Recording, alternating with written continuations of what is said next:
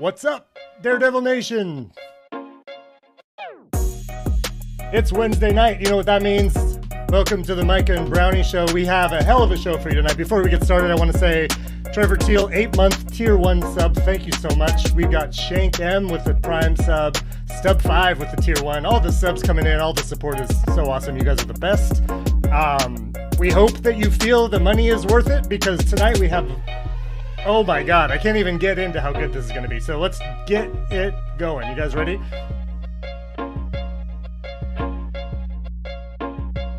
He is the MC of Nitro Circus Live, the voice of action sports, the man with the absolute safety plan, the host of our unreleased podcast, The Freestyle Files, founder of Division BMX, and the greatest hugger on the planet. That is our host, Micah Crayons, on the right. On the left, you've got the secret force behind all of our ticketing decisions, architect of some of the wildest Nitro moments, producer of some of the best Nitro Circus videos, the floor reporter for our live shows, and the guy who taught Bilko everything he knows about comedy. He's Nathan Brown. And he didn't get enough of us last week, so back again with us is a man who needs no introduction, Kurtis Downs, the maestro of adapting FMX tricks to BMX and being an all-around awesome dude. And of course, our special guest for today. This man will go down in the history books for his accomplishments in FMX.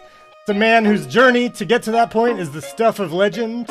A man who doesn't know the meaning of the phrase give up. Please give a huge Nitro Twitch welcome to Bruce Cook.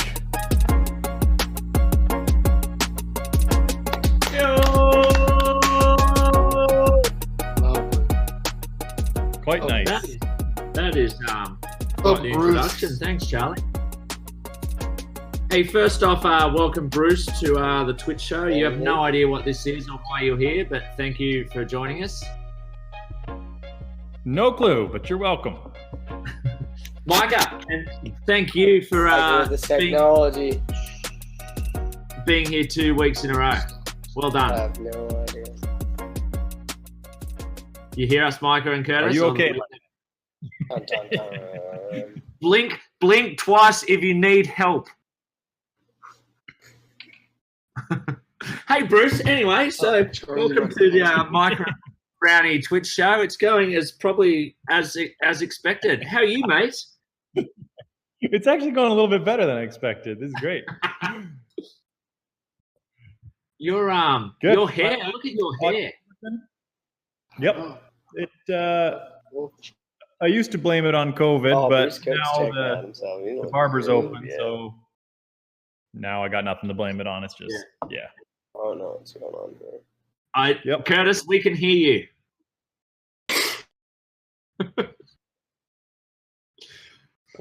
Kill that microphone there, would you, Charlie? Because we might have something go on air that you're gonna have to do with this. I think Charlie. Hey. Yes, that's good. They're muted. For those of you still with us, we have a little bit of a chat before we have our on-air chat, and it's kind of a little bit not suitable for public consumption. So they thought they might still be off air, so we've just got them on mute for the right now. So, Bruce, we might as well just get started. Fuck those two. Yeah. They're doing great. Mate, your Never Say Can't has resurfaced through our Facebook and social media channels the past couple of weeks. How has that been for you? Awesome. Honestly, it's just sweet finally getting it out there. The first round went on NBC, and then they reran it. But then it was hour and a half, I think. So like 55 minutes of footage or something like that. So this is the recut version with more junk on it, almost twice as much. It's almost 2 hours, which is crazy. But it's good to see it finally come to light, and the feedback has been amazing. Super awesome. I was watching it last night, and doesn't get any easier for me to watch it. How does it? With time, does it get any easier for you to watch that? I mean, the crash has never been super bad for me. Like, you know, we've seen ourselves crash so many times, and usually you're more interested to kind of like slow it down, break it down frame by frame, see what happened. And I mean, obviously it's a shitty thing. But it's more just kind of cool what's happened since then. So it's not too bad for me to watch.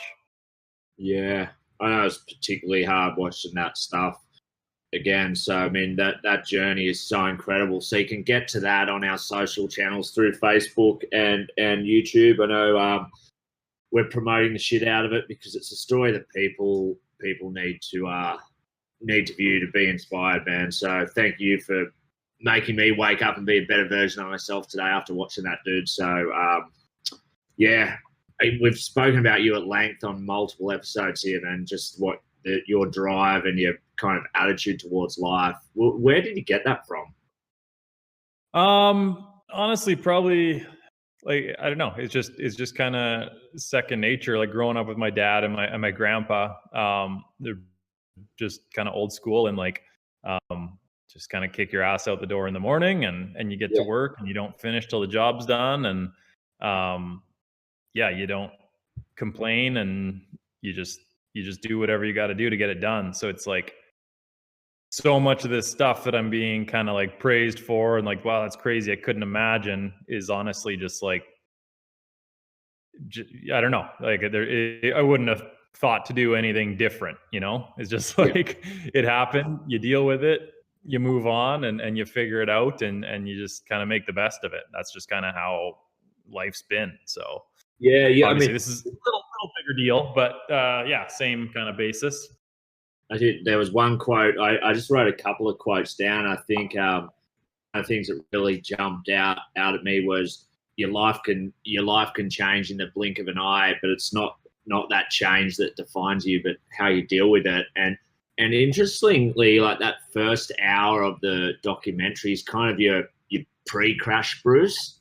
I'm sorry if that sounds a little bit disrespectful, but your character wasn't any different before your crash, was it? You had like Jolene, Billy, and Travis talking about, I didn't know you beforehand, how you were a super infectious character, a guy, just a hardworking dude who everyone wanted to be around. So the crash didn't change you as a person, really, did it? No, I mean, it's in certain ways. I mean, that drive's always been there. And like, yeah, obviously, bunch of crashes, bunch of broken bones. Obviously not as bad as this, but it's kind of that same thing where you just get back on the bike, try again, try harder, figure it out, whatever. And I've always just liked making people smile and laugh, whatever, because it's just, I just like having a good time, seeing people happy. So this is a bit different. I would say I haven't changed other than probably just being more grateful for what I still have. You know, I thought about it a bit before, but mostly when you'd kind of visit a hospital or have a reason to feel grateful.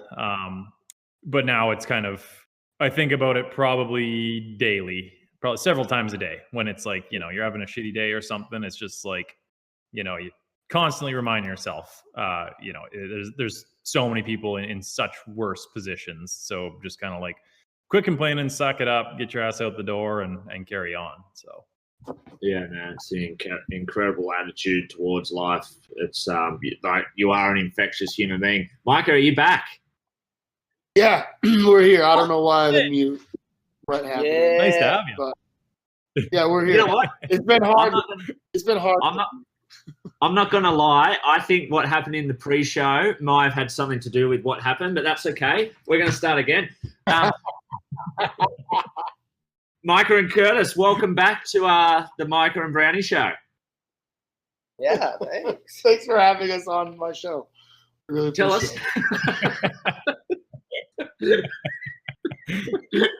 Where the fuck is Micah and Kurtis this week? We are in South Dallas, Texas. We are still doing our Walmart tour.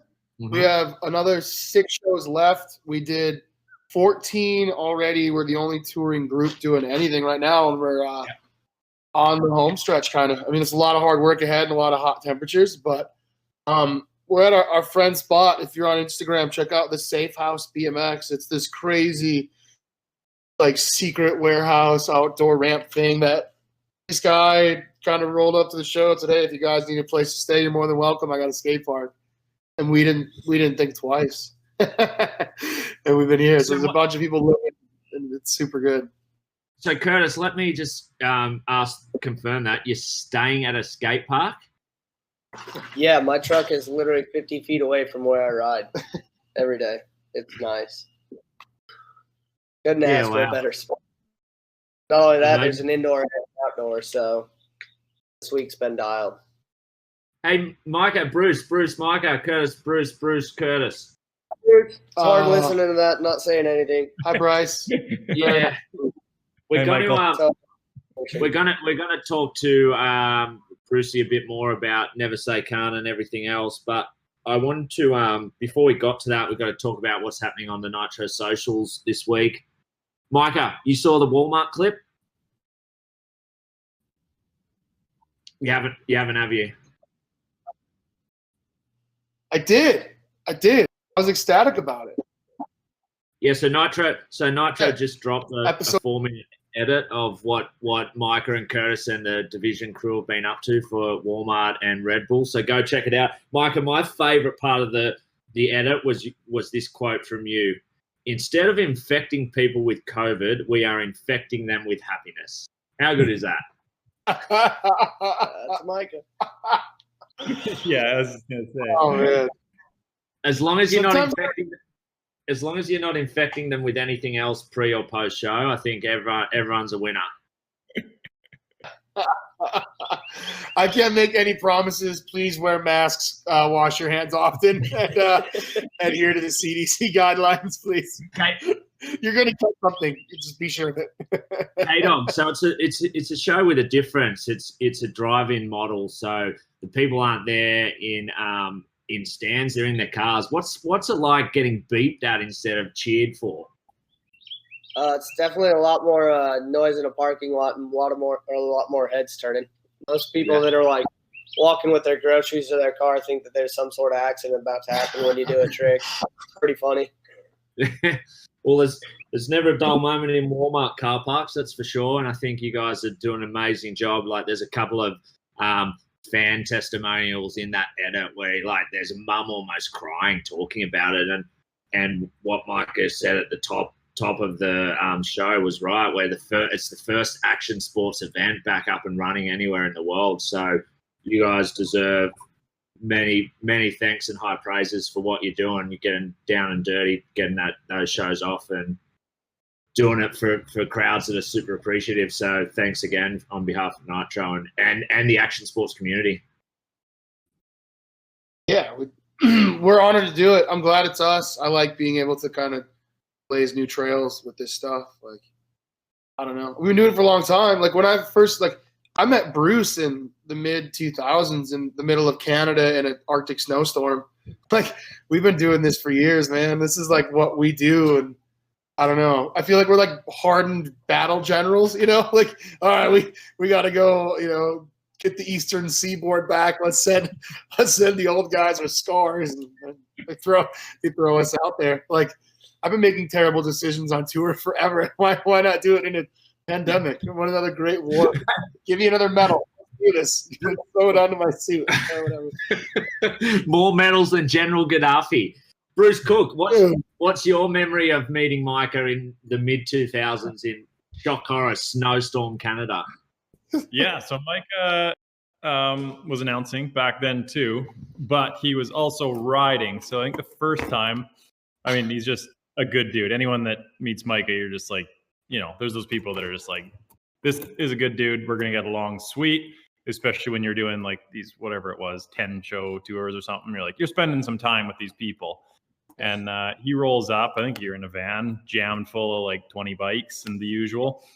And then didn't really have any idea. A couple of guys, I think, had done a couple shows with you out east, but rolls up, announces the show, and then he hops on a bike and backflips the box jump on his BMX and like, you know, a BMX bike, and then there's Micah, which you know, you fit about 5 BMX bikes in you as a human, and it's like just like unreal. Like it just flips this bike, and it's just like, what just happened? Like this, A, announcers don't do that. B, announcers of Micah's size definitely don't do that. And it's just like, I don't know, just instant respect, and just like, yeah, it was fun. As like those tours had some ups and downs, but yeah, good people make all the difference. Yeah. Micah definitely has that effect on people. I mean, unless you meet if you meet Micah for the first time in the morning and you get a little bit of morning Micah, there could be a little, like, you could never want to see him again. But yes, absolutely. He's a guy you just want to be around, I reckon. I think he's just a good dude for good energy. And then I don't think there's anyone funnier either, is there really? No, and all our shows were at like 7:30 p.m. So got the good mic every day. So there's a bit happening on our social platforms this week. The Pastrana Land Pit Bike Races is up on YouTube. So that's after airing on ESPN a couple of months ago. So that's going. Pikes Peak, Bilko winning. Oh, spoiler alert, Bilko wins Pikes Peak this year. Tune in to find out. Tune in. Fast forward to the end. He wins. Yeah. He finally got his redemption. The Daredevil Nation hashtag contest is still running, so use your hashtag Daredevil Nation. See, there's a lot of wild shit coming from Canada right now. What's in the water up there, Brucey? Maple syrup. Comes right out of the tap. That's actually what I'm drinking. So, and Tim syrup.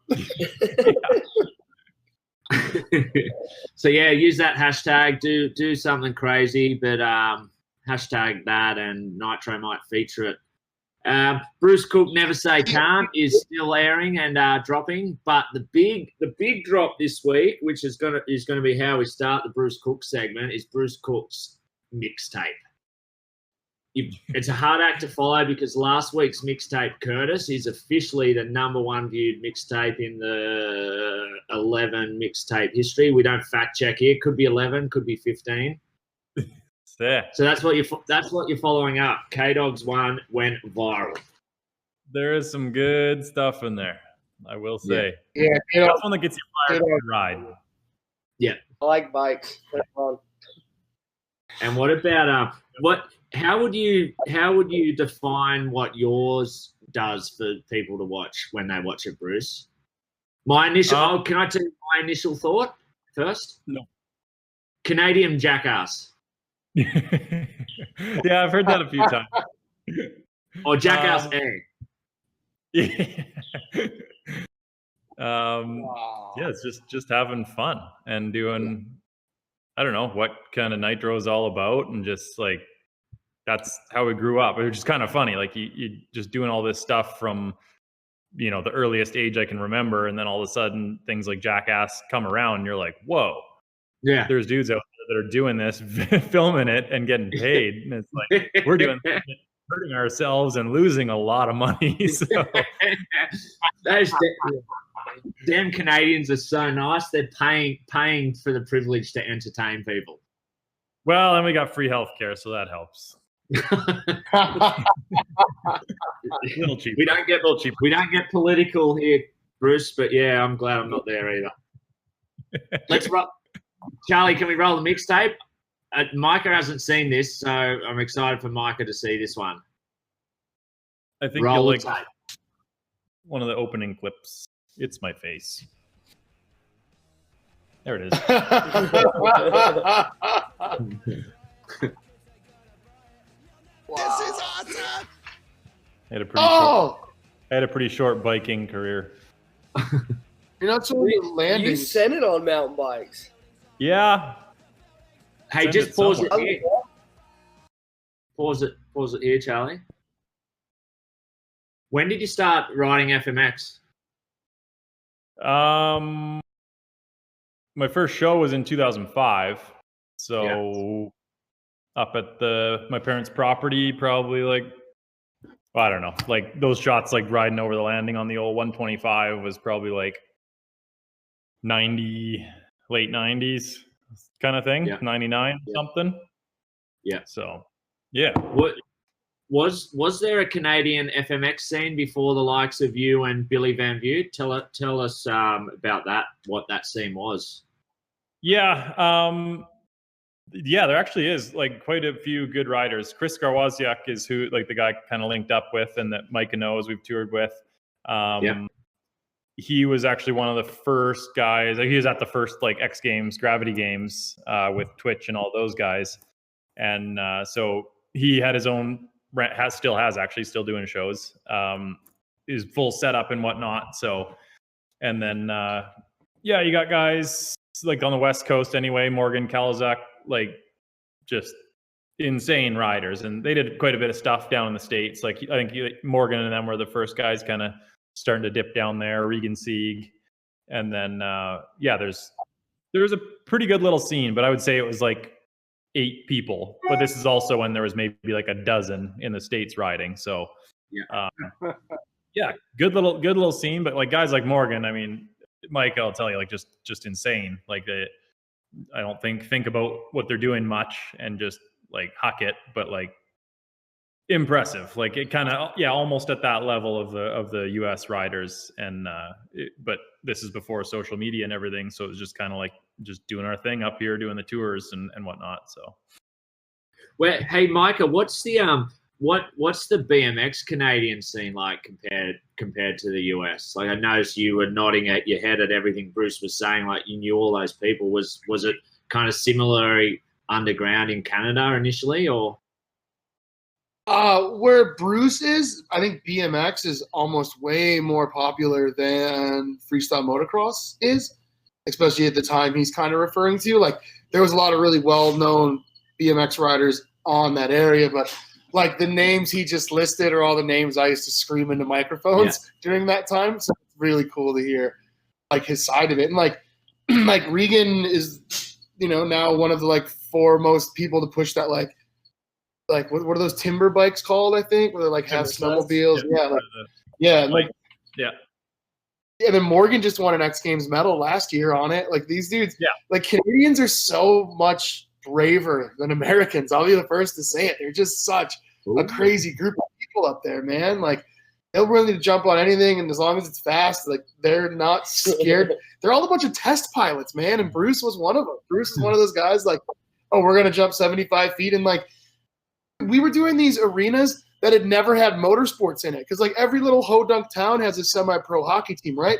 So we'd get these people that were just money hungry. They never measured a ceiling in their life. They don't know what they're doing. And like I've watched Bruce had to like jump and then land in between like where the Zambonis come out. You know what I mean? Like there's no runways or anything. And all these dudes, they never once complained. Like, do you remember the tour, Bruce, where first jump, first practice, a snowmobile guy hit the ceiling and fell to the ground? We've worked with these promoters, man, and we do what they could because there's no other money. But like the West Coast of Canada had the best motocross scene. Like they were the bravest dudes. Like BMX existed, but we were just kind of filler for them because they'd get into these arenas and people would lose their minds, dude. They'd never seen anything like it indoors, and Bruce was a huge part of that. It wasn't BC big mountain bike scene too. Oh yeah, with everything. So yeah, there's a lot of bikes, a lot of two-wheeled stuff. It's the terrain around here, so it's kind of lifestyle.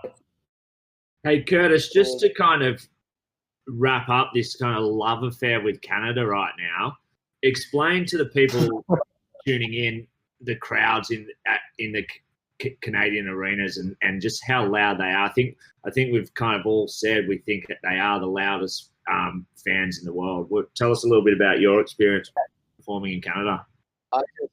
Exactly what you said. Just they're a bunch of rowdy people that if they see someone hucking it, just doing rad stunts, they are down. They all have a beer in their hands and just maple syrup running through their veins, and they're pumped up. They love it. They get juiced on what we do. It's so fun.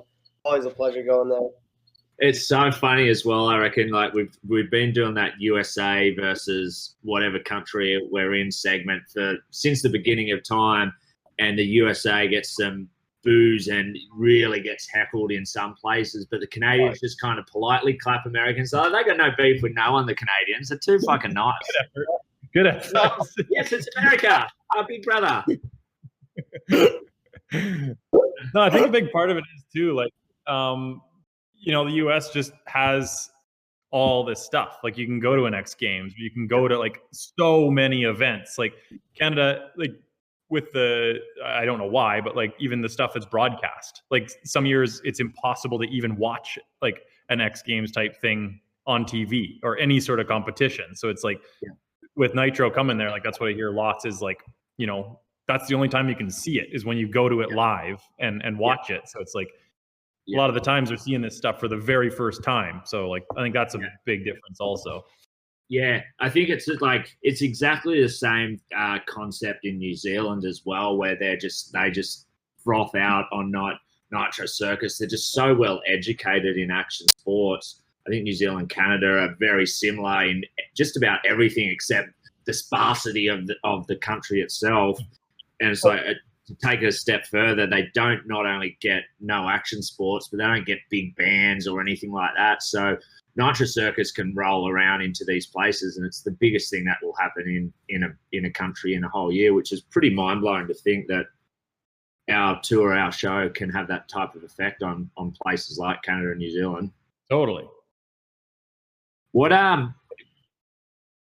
never say can't. Let's kind of talk about that for a little bit. Like we said at the top, it's kind of back on air. K-Dog, how was have you watched that doco back, or is that difficult for you to watch?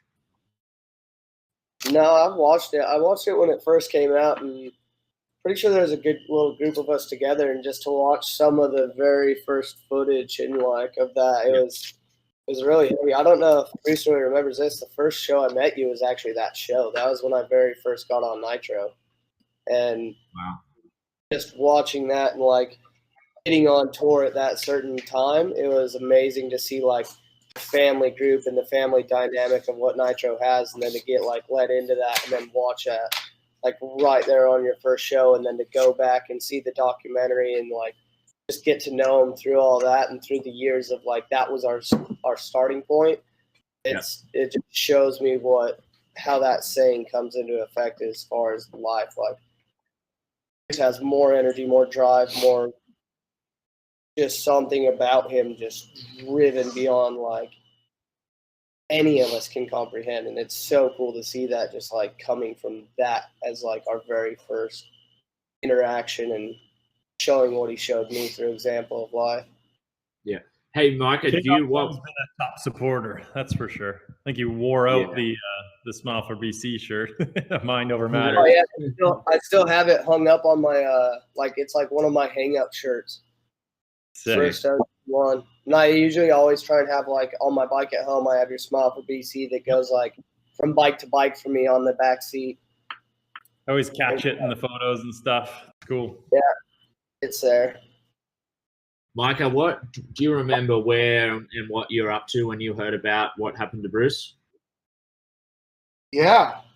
No, I'll never forget it. Just because it was awesome, because he was in the X Games that year, and I'd known Bruce for so long. So to watch someone get put on was just awesome. So you always follow your friends, you know. And then I had heard he was going to do the trick before anything else. Like I knew it was going to be the live show. I wasn't following Nitro so hard at the point, but I'd heard he was going for a double front flip in a show, and like that just had blown my mind. And I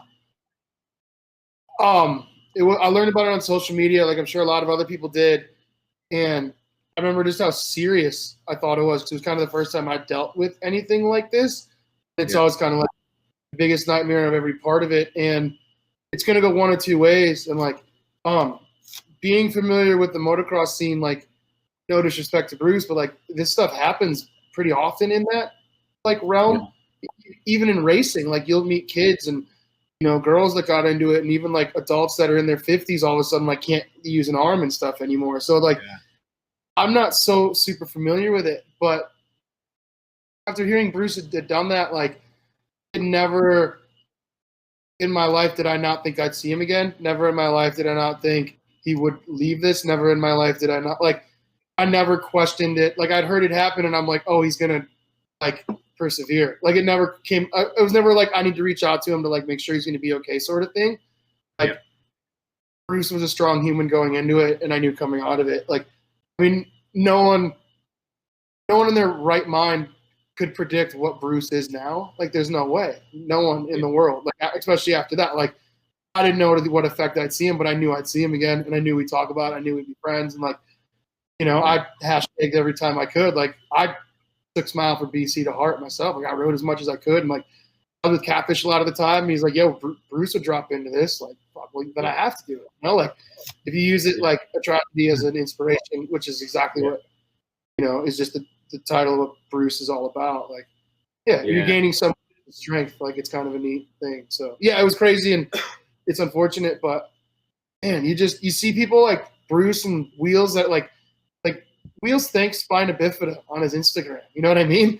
Like, for the life he has. Like, Bruce sang a country song. You know what I mean? Like, I don't know, like, how does this happen to these people? Like, I don't say this because of that, but you're taking all these amazing opportunities, and it just blows my mind. Stop.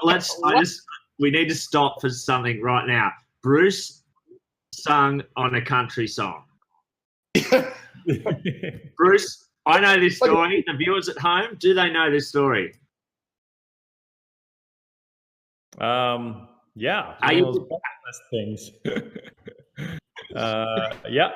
I wrote a song and I flew to Toronto and went to a recording studio and sang it. Now it's up. He's so nonchalant. He's just I just did it. Like, what do you mean you wrote it? You don't just get studio time. You don't just fly to Toronto. Like, what do you mean? You are a country music recording artist. There's no other way to put it. So yeah, we're in the presence of greatness. If you like country, should go platinum pretty soon. I'm waiting on it. This is Kurtis. Would you do it again? Oh yeah, K-Dog. Just realized. Would I do it again? I don't know, maybe. So it was a duet. That's kind of the only way I figured I could get into a studio. So, like, yeah, I found this girl over, I don't know, some social media, and was like, she sings, she's in a studio. I'm like, hey, you want to do a duet? And she said yes for some reason. And I was like, oh shit. Kind of hoping that was a no. And then next thing, I just got on a plane and went over there, and it just like showed up at this studio, and it's got all the buttons and the glass, and I'm like, holy, and just like put them on. He's like, are the levels good? I'm like, I don't know. Like, you tell me. We got the headphones and everything, and it's just wild. So you're telling me it was a real studio and not the fake studio that Micah and Catfish traveled around on the Nitro Circus tour for 2 years recording some of their songs. Have you got can you sing us a bar of one of those raps that is suitable for mature audiences? I don't think there is one. Yeah, I can sing the one about Ricky so we all get fired. Are you interested? Anybody down? Yeah, you know what? Moving along, those if you have access to the dark web, type in Micah and Catfish, and you rap battle, and it's don't play it at work. And have you ever written a song before? Have you ever written a song since? No. Did it? Check mark. Hey Bruce, I noticed obviously you're in the workshop right now, and the workshop plays a pretty big part throughout the Never Say Can't documentary. Tell us a little bit about the setup of that workshop and how that helped you through what you went through 6 years, almost 7 years ago. Yeah, I mean, this is just kind of where everything went down. Like, you just building the contraptions and stuff we did growing up, and this is actually a brand new shop, like just finishing building it actually. Yeah, it's huge. Like, this is where all the tools are that make it possible to, you know, build the cages and stuff on the bikes, and yeah, everything. So it's such a huge plays such a huge role, like in everything that I do. Like, this is where ideas are created and tested and failed and tested again, and then, you know, eventually hopefully go well. And yeah, it's awesome. Spend a lot of time in here. And is that the jersey from your crash up there? That is actually, where are we here? That one is the crash one. You can actually see where they cut me out of it. Yeah, there's a line there. And then this one is the first flip back. So the one I landed in Toronto. That's that jersey. So what? And so the workshops at your mum and dad, right? Yep. How does your mum and dad feel like seeing that jersey every day? Is that a hard reminder for them, or is it like what you were saying at the start? It helps you be grateful and thankful for it could have been worse. Like, yeah, probably mixed emotions. If they even know that that's the jersey, maybe I just haven't told them. They're like, "Oh, that's nice." Jerseys on the wall. Damn Canadians, so polite. Yeah, I actually try not to tell them too much so they don't lose their minds. Obviously, it's it's tough for them, tough for family, but you know, at the end of the day, I'm still here and still having a good time. So yeah, they're pretty good with everything.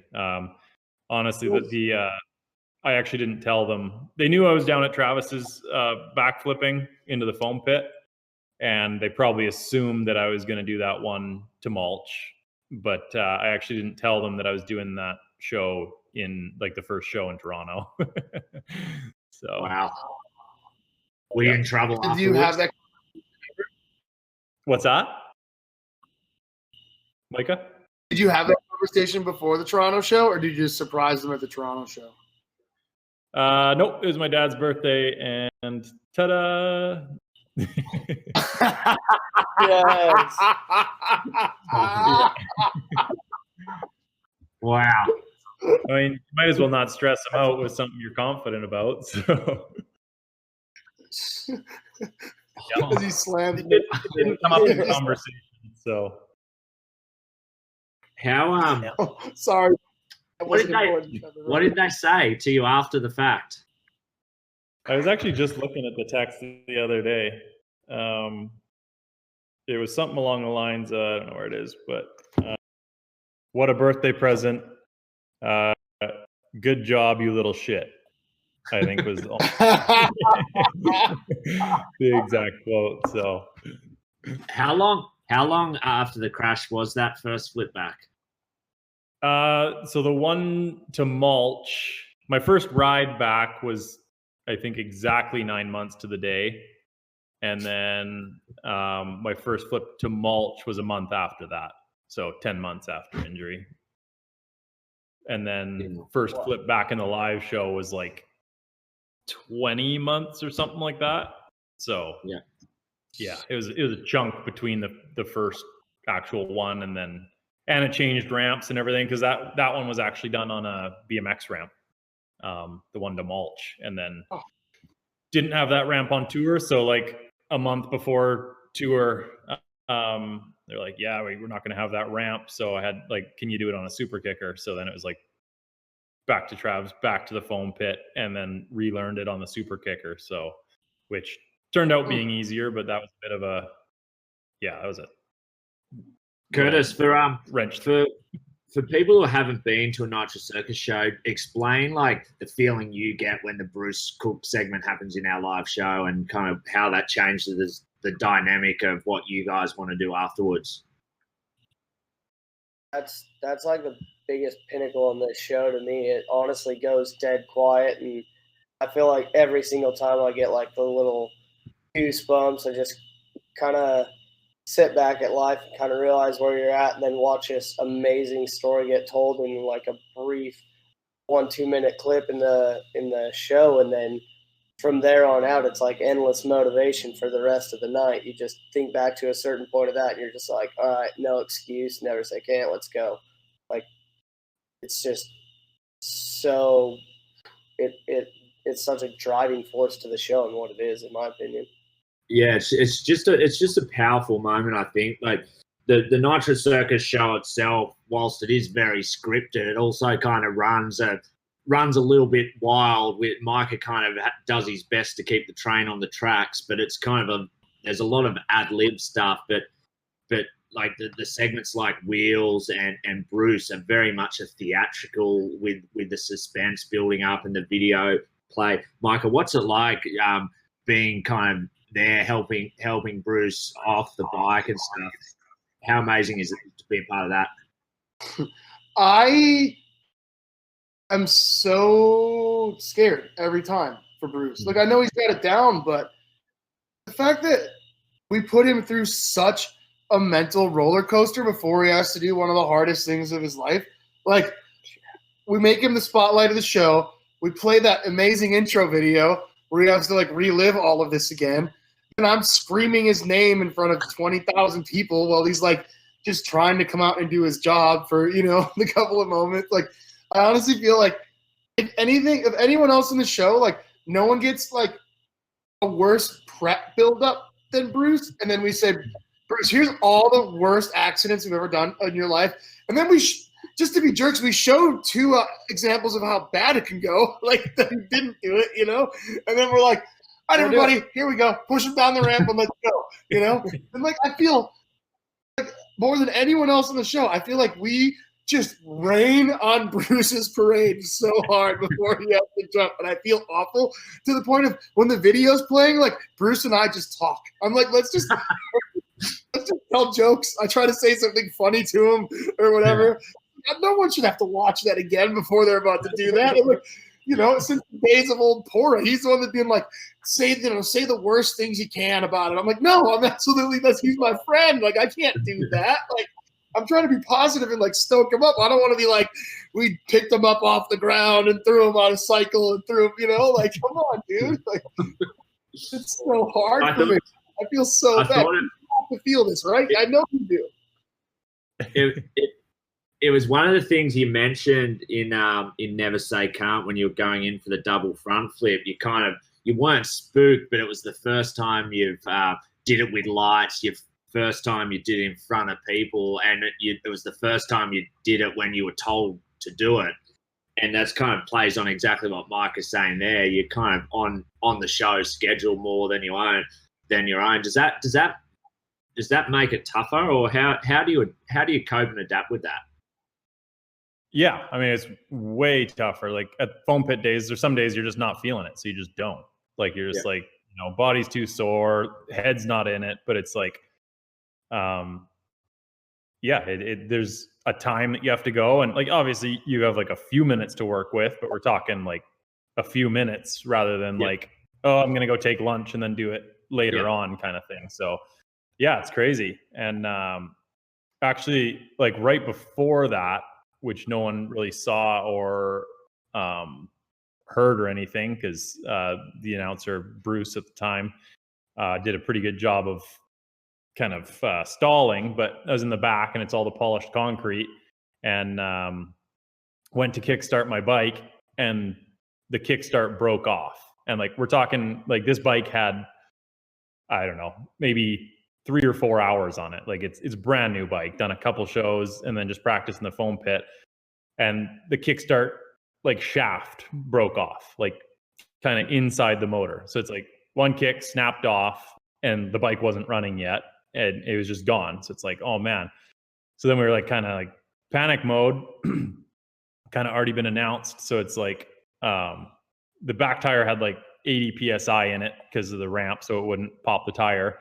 And then we're on polished concrete. So I think it was Adam Jones, a couple of guys were like pushing me around backstage to like bump start the bike and get it going. But on the polished concrete, it was so hard. And then we actually had to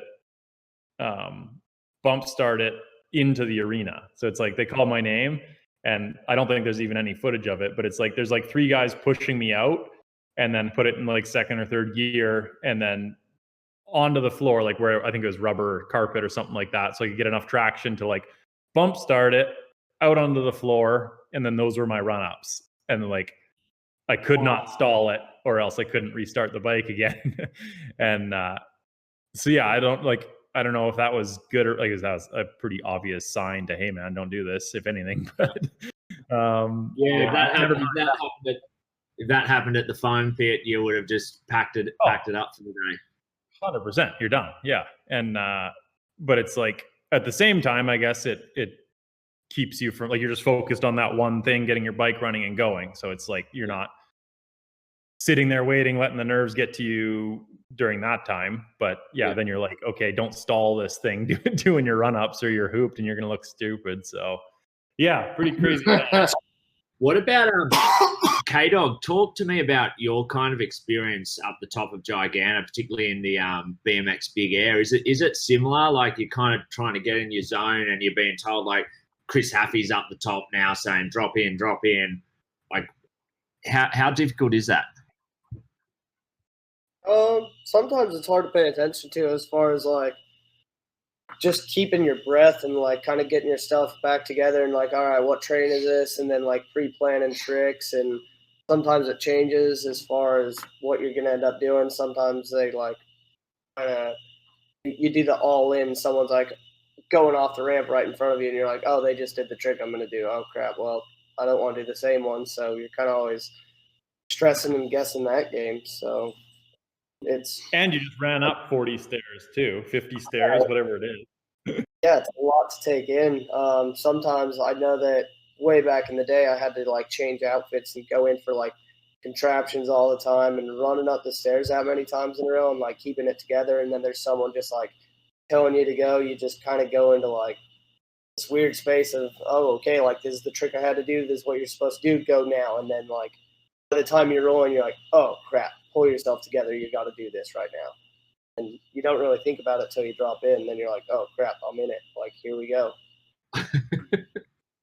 It's an interesting insight for sure, because Bruce raises a good point about those stairs. Like it's fucking hard work pounding up there, especially when you, like Kurtis, you say in that contraption segment, what are you up and down those stairs like 6 times in about 8 minutes?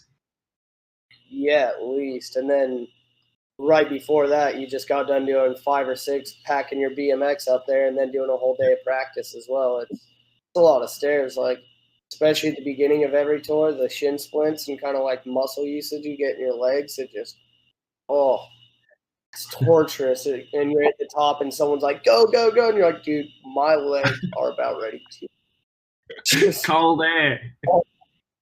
That's literally lots of people's like full day workout is just the stair portion. Yeah, and then you have to do the stairs and then still hold your stuff together and then manage a G out at the bottom. It's awesome. How many times do you go up those stairs in a live show, Micah?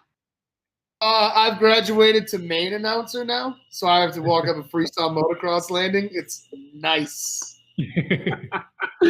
Is it true you put it in your contract? No times up the Giganta stairs?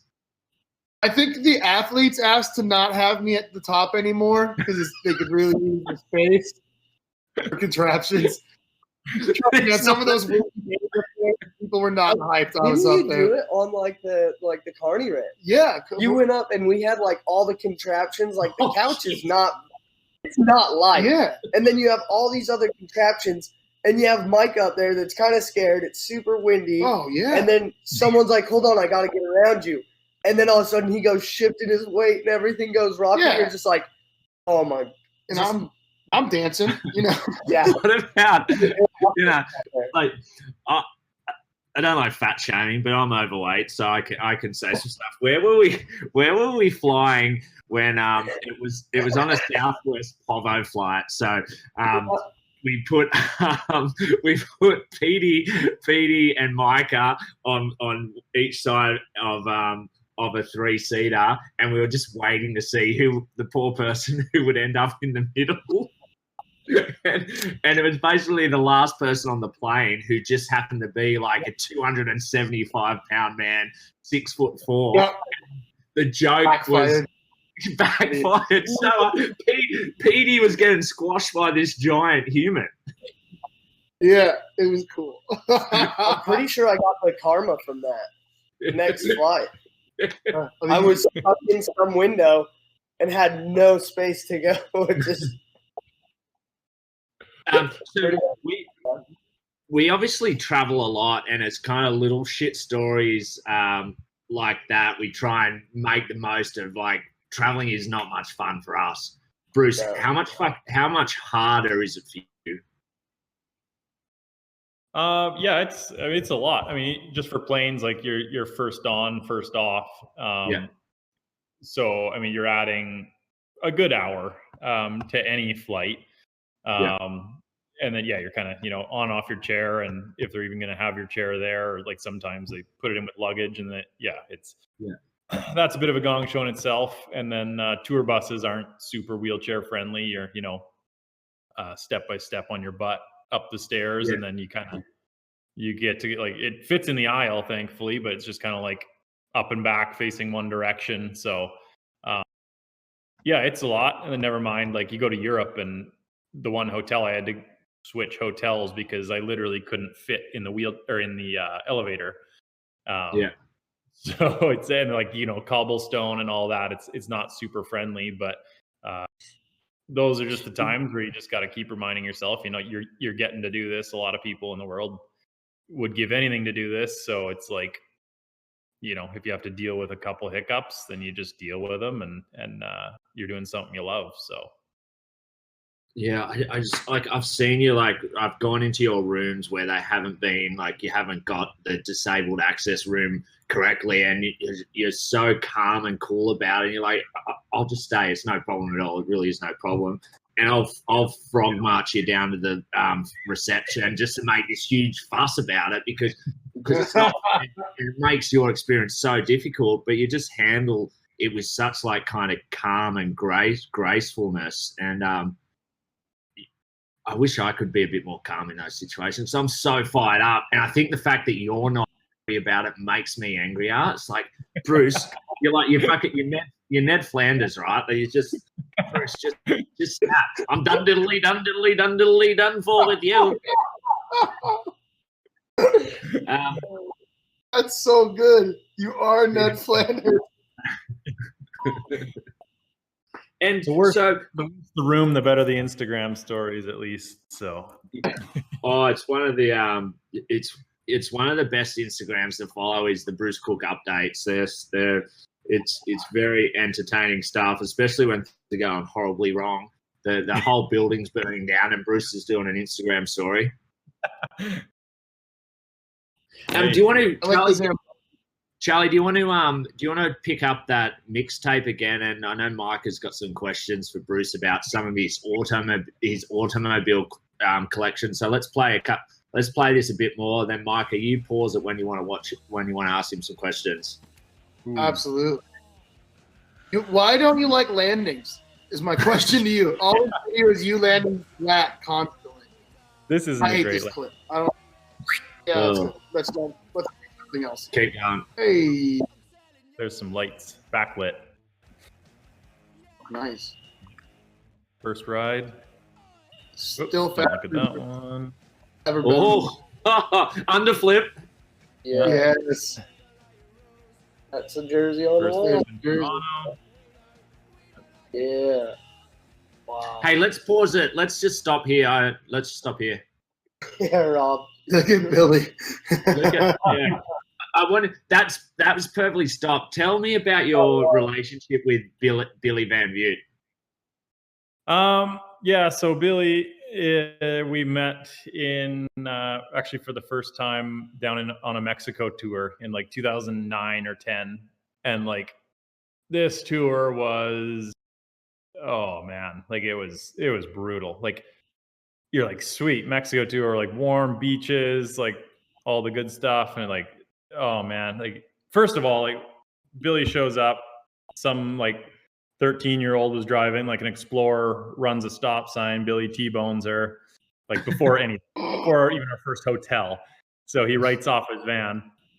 And so like the first time I met him, he was just such a grump because he was dealing with all this stuff down in Texas, I think, before we even crossed the border. And so he ended up hopping in our van, which was definitely set up for 2 people. So he's laying on the bed the whole time. And then like we're in all these middle Mexican states, like so sketchy, and doing these shows in these I don't know, stadiums, I guess you'd call them. And like literally on one of the jumps, like the guy's going through and like you have to jump out of like the bull chute because we're in a bullpen, and like all the lights go out because the generator overheated because they didn't put enough ice on the generator. And like this was the tour. And I was just like, yeah. And then we'd hop back in our van and drive across more Mexico and like get pulled over by the cops and have to talk your way out of it. And like, it was an experience, that's for sure. But yeah, that's when I met Billy, and like we made it through that. So I'm like, well, I guess we can make it through anything. It's so cool. It's like such a recurring theme through the Never Say Can't doco is kind of your friendship. And I think it's Jolene who says that both her and Billy see you as like the younger brother, and you kind of, he was the brother you never had as well. Like it's such a special little bond you guys have. And he was a big part in your journey, right? From pre-crash, post-crash. Huge. Yeah. Like he, so the crash was in Ontario, and he's from London, Ontario. So he hauled my bike back right away. And like, I don't know, it was 2 weeks later or something like that. As soon as I was like, you could kind of function. We were messaging back and forth about designs and cage type stuff. So he's a fabricator and machinist by trade. So that worked out. And so he had this cage kind of mocked up by the time I got out of hospital, and we're sending pictures back and forth and measurements and whatnot. So as soon as I could, I was heading out to Ontario to kind of test fit this thing. So K-Dog, what was do you remember first hearing that Bruce Cook was going to be back on a dirt bike and backflipping, and kind of your feeling when you heard that? Yeah, I remember there was a little bit of mention about it, and then obviously it's always mentioned, and then as soon as we saw him on tour, it brought back like one of the probably most emotional show you've ever been through in your entire life. And it was just like kind of like that movie, like you watch so much good and bad and everything, but then you see him there and like you know how talented he is, and just you know he's there to do one thing and he's going to do it. It's just look at who Bruce is as a character, and it goes to show that if he has something on his mind, like you know that he's got it 100%. But it was definitely it was amazing to have him back on tour and to have it honestly that fast. It was mind blowing, and it was so inspirational of like, hey, like you can come back from anything. Like this dude has done more than I'll probably do in like the next 10 years of my career, just in that 1 year of being driven. And it's just, it brought back that whole emotion. And then to watch him go there, turn up into tour, like just his attitude, his go get it mentality, and then turns up and just does what he's there to do. And that was honestly one of the best actual shows I've ever been a part of in my entire career, hands down. It's like the energy and you cannot describe anywhere. It's not. This is like way beyond the crowd. This is like the family dynamic of Nitro. I've never had that sort of silence, and that just like that moment. It was so perfect because you knew that it was just like he had it. It was written in the history books way before it ever even happened. Yeah. I think what you were saying there is so perfect. I actually met Bruce the day before. I was serving a behavior suspension, so I wasn't at the on that tour. We'll talk about that after. But what you're saying is right.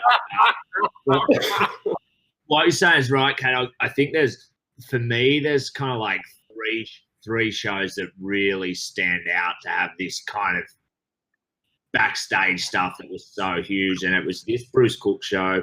It was the Washington show after Rona had passed away. And then last year when Micah did the Christchurch shooting tribute, it was just these 3 moments that like just every hair on your body was standing up, and it was you were just part of something way bigger than a show in front of 15,000 people. And I think that was just the start of a new chapter in Bruce's kind of life and inspiring others. So I think we're so damn lucky to have a guy like him that we get to call our friend. We just talk to him like he's a normal dude, but we know he's not. Ask the question, Micah. Ask the question. What do you want to know? I want to talk about your cars, Bruce. All of them. All of them. What kind of used car lot do you have in Greater Western Canada area? I'm a car guy. We like motors and things. What makes you think you can jump cars in reverse so far? Well, I know that I could go about 70 kilometers an hour in reverse in a car, and that's about how fast you need to go in forward. So, ta-da!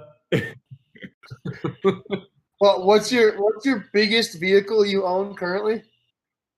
The stretch excursion limo. Yeah. Yeah, it's it's got a right there. Wow. 10-inch. Yeah, there she is. It's got a 10-inch lift and some 40-inch tires, and it's my runabout. Oh, what's your daily driver these days? Mostly probably my Sprinter van. She'd like that. Actually, you saw that one. Yeah. What about the 6x6? Is that thing still rolling around? Yeah, that's Chumi. He's a 1972 Army truck with 14,000 original miles, 53-inch tires. How many cars has that driven over in its lifetime? Quite a few. Yeah, the one that crushed was actually my buddy Tom's car. So. Oh. Poor Flano. Wrong spot. What is the prized possession of the collection? The limo's a lot of fun. The cars are fun because you can just not care about them. My Jeep's probably what I drive the most because I can just go so many places in it. It's not as big of a pain in the ass to get into and out of. And yeah. You still have your truck? You have 250 or? No, sold that one. Yeah, the big diesel. How big were those tires? How big were those? 42s. Yeah. Do you understand what it's like? Like, if I'm walking into a mall and I see a lifted truck with 42s in a handicap spot, like I'm gonna question. You're gonna slash some tires. Like, there's no way if you're in a wheelchair you can get in this thing. And then Bruce, of course, like defying all odds, is wheeling out with Chipotle on his lap or something. Like, what? Come on, dude, really? Like, are you kidding me? That was one of my favorite things, is pulling up into a handicap stall with that truck, and then before you put the pass up, like even if you have the pass up, people are just like, "Oh, like what kind of disability is this?" So they just like stand there with like such a disapproving look on their face, and then you just pull the wheelchair out, and they're just kind of like I've had people say things before. Hey, how do you get in and out of that? One of Teal 72's asking. It's a struggle. I don't know if you can. With 42 inch tires, Look at that thing, dude.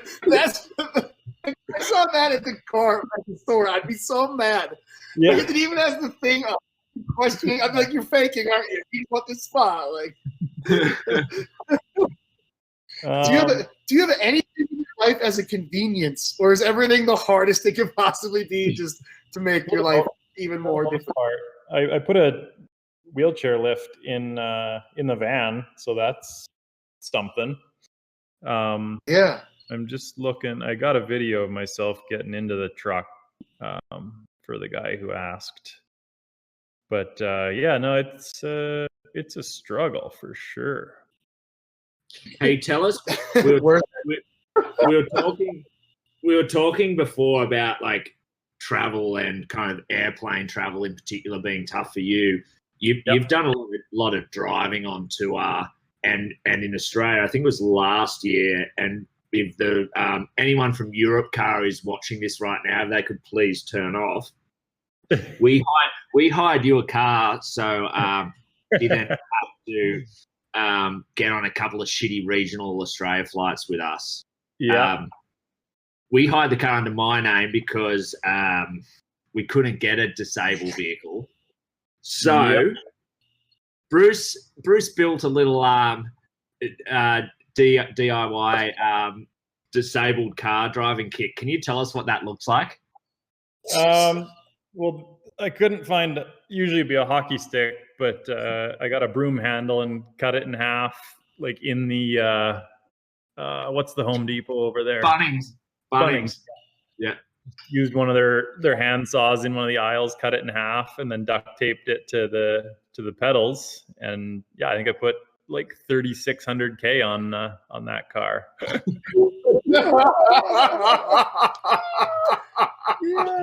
Sorry, Steve and the legal team, if anyone's watching this at Nitro Circus, that never happened.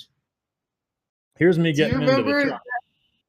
Do you remember we stopped for groceries one time? Yeah. And Bruce, you were in the front seat, and Browny went in to get stuff, and all of a sudden you like grabbed his skateboard, and you were like, you were so mad because we moved to total parking lots, and like Bruce was the only one that had capability to it, and like I think I got put in. I come out carrying 2 cases of Coronas for my children. And I see my car, my 12-seater being driven up the street with Bruce Cook driving. And I'm trying to chase my car with 2 cases of beer, like from the back, and he's driving it with a skateboard from the front passenger seat. Yeah. Because Canada. Yeah. Here's a video of getting into the truck for the guy who asked. We'll see if I can kind of fast forward.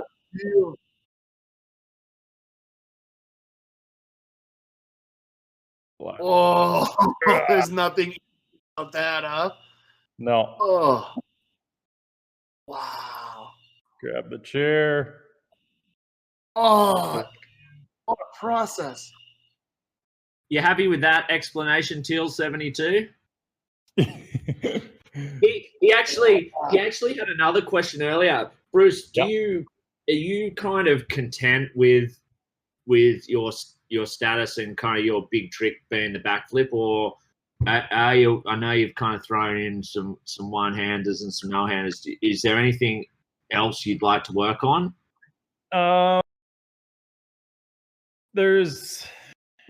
We'll see. That's a yes, but I'm not going to say. Yeah, I mean, there's only so much you can do with the dirt bike being strapped to it, but yeah, I might play a little bit in the foam pit with that, and then a couple other things on the go on other vehicles, one of which has the possibility of going down the Gigantor ramp. So yeah, we'll see. Okay. Look at Kurtis. What could that be, you think? I have no idea, but I'd like to find out. Surely it's got to be snow related. There'll be some other things. There is one that's snow related. Ooh. Do you have any more interest in those like side by side distance jumps at all? I know you were doing that for a little while. Yeah, a bit, but it's like you just need such a machine these days to just be able to handle those jumps. So it's fun. Like honestly, I have so much fun in the Razor up here. Like I turned my moto track into, well, you can ride it on moto or Razor, and probably my favorite thing is just taking people for rides that don't know these type of things exist, and then just getting their reactions, and that's a good time.